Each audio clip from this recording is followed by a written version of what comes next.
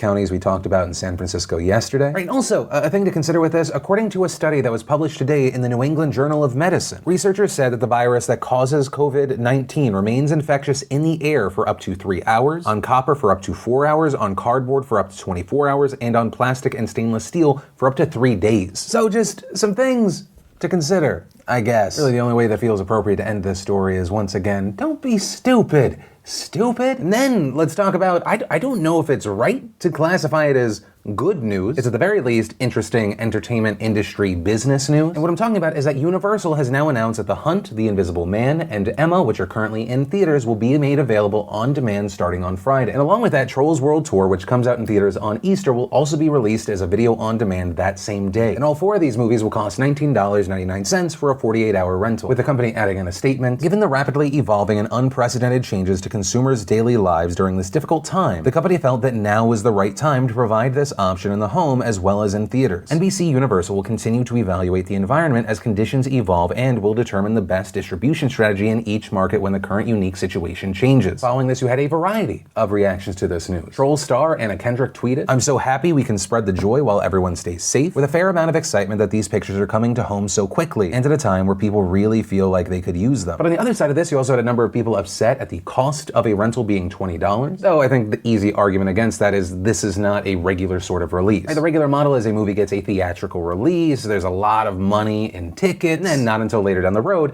do you get, a rental for $4.99 or $6.99 or whatever it is for you. Whereas the rental fee here is essentially like a super discounted ticket for your family, unless you're watching it by yourself, which, hey, no judgment, but I know as someone with 2 kids, I'm very excited about this movie. And if anything, I'm very, very interested to see what kind of numbers we see in the first 2 weeks that it has a theatrical and VOD release. Because if this test does see good numbers, then maybe we're going to see the evolution of an industry. And honestly, I know a lot of things are concerning, a lot of things are unknown. If there was a time that this test could be successful, it would be now. With people social distancing, self-quarantining, how many families do you have at home just needing to entertain the children? Also, it turns out that Universal is not alone with this strategy. We've seen a number of studios making similar decisions. For example, Warner Brothers will be releasing Birds of Prey starring Margot Robbie to VOD early. You also had Disney Plus announcing that Frozen 2 and The Rise of Skywalker would be hitting the streaming service early as well. With that, there are also online calls for Disney to release Onward there, which just came out 2 weeks ago in theaters. And one of the big important things to point out is all of this comes after a few major things. First of all, for the past week or two, we've seen major films like the new James Bond movie push back their release date because of the coronavirus outbreak. We also saw reports late Sunday night and early Monday indicating that the weekend's box office was the worst in 20 years. The box office as a whole brought in only $55 million over the weekend, which is a number so low, usually one movie could make that on its own. And this is in part because a number of people are practicing social distancing, but also because a number of movie theaters in certain states have been closed. Right? And so major chains like AMC and Regal have announced nationwide shutdowns. And of course, as often is the case, when someone loses, another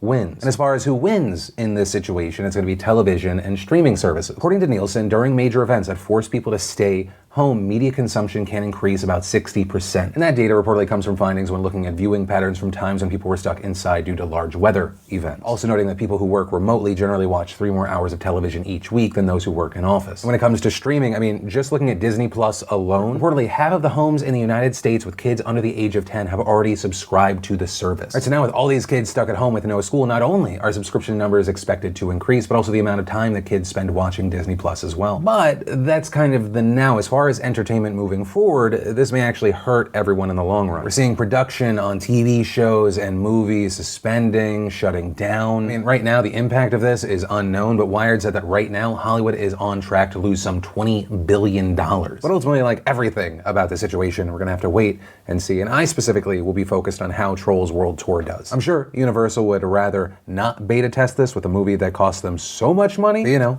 unique times, unique measures. And the question I'll pass off to you with this is, whether it be in the interim or, hey, forever, moving forward, would you like to have a future where theatrical releases are released for $20 at home? Is that something that works for you? Also, if yes, at what price does it not make sense for you? Or think about how much it costs for theater tickets. How many tickets do you normally go? Like, is it usually a family event? 1, it'll be interesting to hear from you now. And 2, it'll be interesting to see how true or not true that is when we see Trolls World Tour release. But from that, I want to share some stuff I love today in Awesome, brought to you by Vessi. And if you didn't know, Vessi makes 100% waterproof and waterproof knit sneakers that are incredibly comfortable, breathable, and actually pretty stylish. My personal favorite is the men's Everyday in Midnight Black. And honestly, it's very hard to find a lightweight shoe that'll actually keep your feet warm and dry through rain, snow, mud, whatever else, and Vessi definitely surprised me with these. And their Dymatex material is the first dual climate knit material ever, meaning it regulates temperature, so it keeps you warm in the winter and lets sweat and heat escape in the summer. So whether you're going on a muddy hike, running errands in the rain, headed to the gym, yoga, walking the dog, or just going to the park with the kids, these are the shoes for you. Not to mention how incredibly stretchy they are. It literally feels like I'm wearing a sock, but not with those kind of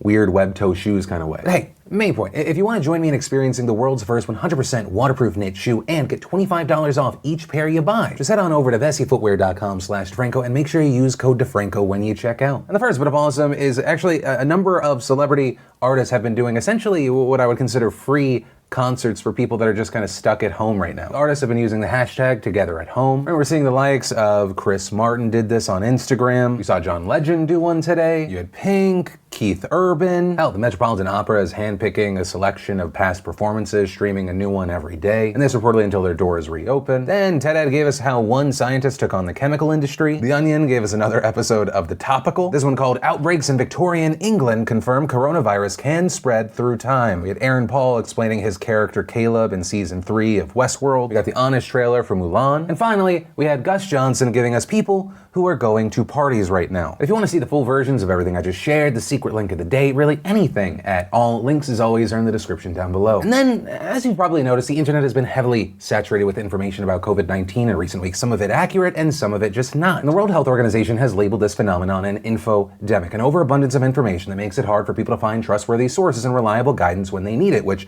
I know a lot of you are like, yes, that's literally the only reason we're here. Now though, to face this pressing issue, Facebook, Google, LinkedIn, Microsoft, Reddit, Twitter, and YouTube released a joint statement on Monday saying that they are working closely together in the response efforts. Writing, "We're helping millions of people stay connected while also jointly combating fraud and misinformation about the virus, elevating authoritative content on our platform, and sharing critical updates in coordination with government healthcare agencies around the world." And adding, "We invite other companies to join us as we work to keep our communities healthy and safe." Now, as far as how they plan to tackle misinformation over the past few weeks, each company announced and updated its own individual strategies. Facebook and Instagram, for instance, already banned ads and listings selling medical face masks, with product director Robert Leathern promising more action if the company sees people trying to exploit this public health emergency. On top of that, the sites rolled out automatic pop-up cards featuring information from the World Health Organization and other health authorities, among other measures. Facebook COO Sheryl Sandberg even said that Facebook, which has a policy of not checking political ads posted by politicians, would remove coronavirus misinformation shared by politicians, celebrities, and private groups. Meanwhile, you have Reddit setting up a banner on its site linking to the coronavirus subreddit. This for timely discussions and information from the Centers for Disease Control. We've also seen Reddit say that it will hold AMAs, right, Ask Me Anythings, with public health experts. Additionally, they've warned that they may apply a quarantine to communities that contain hoax or misinformation content. Right, and here, essentially a quarantine will remove the community from search results, warn the user that it may contain misinformation, and require an explicit opt-in. Then, as far as Twitter, they said that they will be monitoring tweets during the outbreak, but warned that they're relying more on automated systems to help enforce rules while they support social distancing and working from home, with the company saying this might result in some mistakes, but adding, "We're meeting daily to see what changes we need to make." Here, though, the platform did stress that it will not permanently suspend accounts based solely on automated enforcement systems, also saying that it would review its rules in the context of COVID-19 and consider the, quote, "ways in which they may need to evolve to account for new account behavior." Similarly, Google warned customers to expect some changes while its employees work remotely, in a blog post saying that its products will be active, but, quote, "some users, advertisers, developers, and publishers may experience delays in some support response times for non-critical services, which will now be supported primarily through our chat, email, and self-service channels." And YouTube specifically warning that there may actually be an increase in videos that are removed for policy violations because, like Twitter, they are depending more on automated systems. However, YouTube explained that it will only issue strikes against uploads where it has, quote, "high confidence that the video violates its terms." Now, of course, creators can appeal this decision, but notably, it is incredibly likely and should be expected that there will be a delay in the response time. Right, so a potentially concerning situation because